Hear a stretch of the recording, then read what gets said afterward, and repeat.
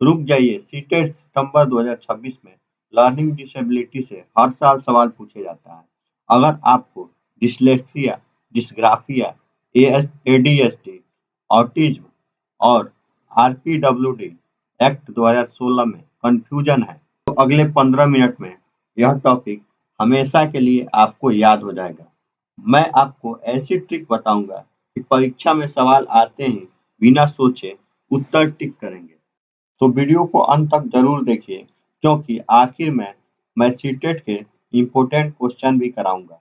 तो चलिए शुरुआत करते हैं। आज का हमारा टॉपिक है लर्निंग डिसेबिलिटी, यानी कि अधिगम अक्षमता। यह क्या होता है? तो सीखने की क्षमता या योग्यता में जो कमी होता है, उसी को हम क्या कहते हैं? तो अधिगम अक्षमता कहते हैं। यानी कि कोई भी बच्चा है अगर कुछ सीख रहा है या उसके योग्यता में कुछ कमी हो रहा है, तो इसी को हम क्या कहते हैं? तो अधिगम अक्षमता कहते हैं। ठीक है। यह एक क्या है? यह एक चर अवस्था है, यानी वेरिएबल है, यानी यह चेंज हो सकता है। ठीक है। इसको हम चेंज कर सकते हैं, वेरिएबल है, ये चेंज हो सकता है। ठीक है। तो पहला हमें क्या पढ़ना है? तो पहला पढ़ना है क्या? डिसलेक्सिया।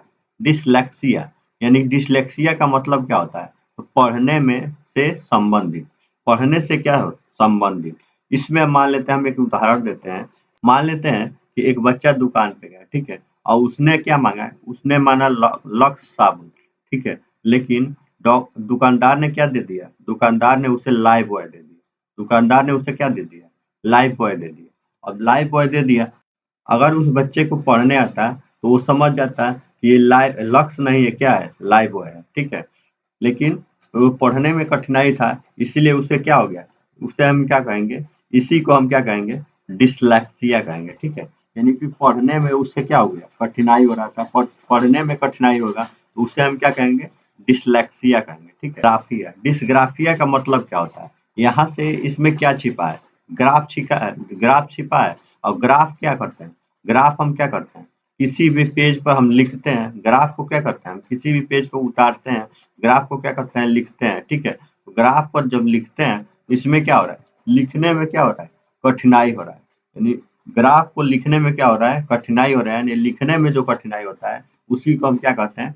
डिसग्राफिया कहते हैं। और नाम में ही छिपा है क्या? ग्राफ। ग्राफ मतलब ग्राफ खींचना। ठीक है। और ग्राफ खींचना यानी लिखना। लिखने में जो संबंधित जो घटनाएं होगी, लिखने में जो संबंधित कठिनाई होगी, उसे हम क्या कहेंगे? तो डिसग्राफिया कहेंगे। ठीक है। आगे देखते हैं अगला क्या कहता है। ठीक है। अगला क्या है मेरे भाई? अगला ध्यान देते हैं। ठीक है। अगला क्या कहता है? ध्यान। ठीक है। अगला क्या कहता है? अगला है डिसकैलकुलिया। अगला क्या है? डिसकैलकुलिया। कैलकुलिया का अर्थ क्या होता है? इसमें क्या एक छिपा है क्या? कैलकुलिया। कैलकुलिया का मतलब क्या होता है? तो गणना करना। कैलकुलिया का अर्थ क्या होता है? तो गणना करना। ठीक है। गणना करना यानी किसी भी गणितीय गणना करने से संबंधित जो विकार होगा, जो दोष होगा, उसे हम क्या कहेंगे? तो डिसकुलकुलिया कहेंगे। यानी कि गणना संबंधित विकारों से उत्पन्न होगा, उसे हम क्या कहेंगे? गणनात्मक यानी डिसकैलकुलिया कहेंगे। ठीक है। यही सब आपके एग्जाम में आता है। ठीक है। अब पूछेगा कि डिसकैलकुलिया में क्या है, और किसी बच्चा को गणित से संबंधित कोई भी विकार है, उसे हम क्या कहेंगे? तो डिसकैलकुलिया कहेंगे। ठीक है। अगला क्या है? डिसमॉर्फिया। डिसमॉर्फिया क्या होता है? मोर्फो, मोर्फो का मतलब क्या होता है? भ्रम। ठीक है। मोर्फो का मतलब क्या होता है? भ्रम। यानी भ्रम हो जाएगा। ठीक है। यानी वह मोर और और ये जो मुर्गा है, उसमें संबंध स्थापित नहीं कर पाएगा। यानी को मोर को क्या बोलेगा?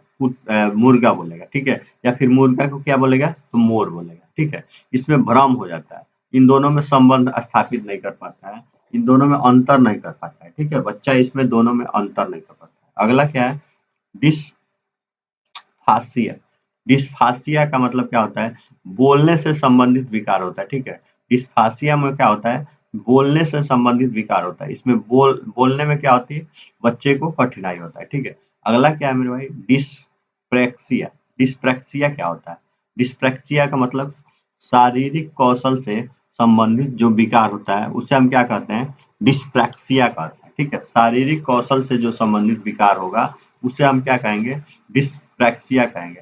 यानी कि इसमें बच्चा जो होगा अपना संतुलन नहीं बना पाएगा, ठीक है, अपने शरीर का संतुलन नहीं बना पाता है, इसे हम क्या कहते हैं, डिस्प्रैक्सिया कहते हैं, ठीक है। अगला क्या है, लास्ट है 7 नंबर, डिस्टेमिया। डिस्टेमिया में क्या होता है, बच्चा क्या रहता है, तो तनाव से संबंधित जो विकार होता है उसे हम क्या कहते हैं, डिस्टेमिया कहते हैं, ठीक है। और इसमें क्या होता है, बच्चा स्ट्रेस, यानी बच्चे को अगर ज्यादा होमवर्क दे देंगे तो उसमें उसको क्या हो जाएगा, स्ट्रेस हो जाएगा, ठीक है। बच्चे को ज्यादा होमवर्क देंगे तो क्या होगा, उसके पास उससे स्ट्रेस हो जाएगा, और इसे हम क्या कहेंगे, यानी तनाव जो हो जाएगा, ज्यादा तनाव बढ़ जाएगा, जिसके कारण क्या हो जाएगा, डिस्टेमिया हो जाएगा, ठीक है। इसमें जो है नोट में है कि हर बच्चा जो होता है वो अलग अलग होता है, और इनकी क्षमताओं को भी समझना और सही सहायता देना बहुत आवश्यक है। यानी जो जितने भी बच्चे होते हैं ना, सभी क्या होते हैं, अलग अलग होते हैं, ठीक है। उनकी क्षमता और समझने का सही सहायता भी देना चाहिए, और उनका समझने का अलग अलग भावना भी होता है, ठीक है, अलग अलग क्षमता भी होता है, ताकि उनको समुचित विकास हो सके, यानी ताकि सभी बच्चे का क्या हो सके, समुचित विकास हो सके, ठीक है। आगे क्या कहता है, आगे ध्यान दीजिए। अगला क्या कहता है, अगला है एडीएचडी। एडीएचडी, एडी का मतलब, ए से क्या होता है, अटेंशन, डी से क्या होता है, डेफिसिट डेफिसिट, और एच से क्या होता है, तो हाइपेरिटिक, और डी से क्या होता है, तो डिसऑर्डर, ठीक है। Attention deficit, attention deficit hyper active disorder, ठीक है। इसमें जो बच्चा होता है, यानी एडीएचडी का मतलब होता है, इसमें जो बच्चा होता है एक चीज पर ध्यान केंद्रित नहीं कर पाता है, ठीक है, और वह बाद में क्या हो जाता है, बहुत हाइपर हो जाता है। जैसे बच्चा को क्या किए, बच्चा अगर क्लास में है तो अगर आप पढ़ा रहे हैं तो बच्चा क्या होगा, इधर उधर ताकेगा, इधर उधर ध्यान देगा, ठीक है, बच्चा का ध्यान केंद्रित नहीं रहेगा उस पर, ठीक है, ज्यादा देर तक वह किसी बात पर ध्यान केंद्रित नहीं कर पाएगा, ठीक है। और वह हाइपर भी हो जाएगा। हाइपर एक्टिव होता है मतलब क्या करेगा, किसी बच्चा को मार देगा, या फिर किसी बच्चा को परेशान करेगा, पढ़ाते टाइम किसी बच्चा को परेशान करेगा, आप बोलिएगा फिर ध्यान केंद्रित लगाएगा, फिर थोड़ी देर बाद क्या करेगा, फिर एक बच्चा से किसी से झगड़ा कर लेगा, या किसी को मारेगा, या किसी से क्या करेगा, बात करने लग जाएगा, यानी बच्चा क्या हो जाता है, हाइपर एक्टिव हो जाता है, ठीक है। यही क्या होता है, यानी कि एडीएचडी में क्या होता है, बच्चे में ध्यान केंद्रित नहीं हो पाता है, ठीक है। तो इसके लिए हम क्या करते हैं, इसके लिए ये उपाय है कि क्या करते हैं, बच्चे को छोटे छोटे पार्ट में उसको समझाया जाता है, ठीक है, जिससे उसका ध्यान केंद्रित हो सके, ठीक है। आगे क्या करता है, अगला है क्या, स्वलीनता, आत्म केंद्रित, स्वलीनता आत्म केंद्रित, यानी ऑटिज्म, इसको हम बोलते हैं ऑटिज्म बोलते हैं, ठीक है। इसमें क्या होता है, दोहराव, रिपीटेटिव और बार-बार किए जाने वाले व्यवहार को क्या कहते हैं, ऑटिज्म कहते हैं। यानी कोई भी कार्य जो है उसको दोहराव करेगा, यानी बार-बार जो कार्य करेगा उसी को हम क्या कहते हैं, ऑटिज्म कहते हैं। और यह जो है दिव्यांगता, सामाजिक संचार यानी सोशल कम्युनिकेशन में चुनौतियों के कारण बनता है। ये जो होता है स्वालीनता, वह क्या होता है, जो दिव्यांगता, सामाजिक संचार और संचार में जो चुनौती होता है उसी के कारण क्या होता है, उत्पन्न होता है, ठीक है। दिव्यांगता यानी कि सामाजिक जो सुधार होगा, संचार होगा, उसी के कारण क्या होगा, ये उत्पन्न होगा, ठीक है। आगे देखते हैं आगे क्या करता है, अगला क्या करता है, अगला है आरपीडब्ल्यूडी एक्ट। अगला क्या है, आरपीडब्ल्यूडी एक्ट 2016, ये क्या करता है,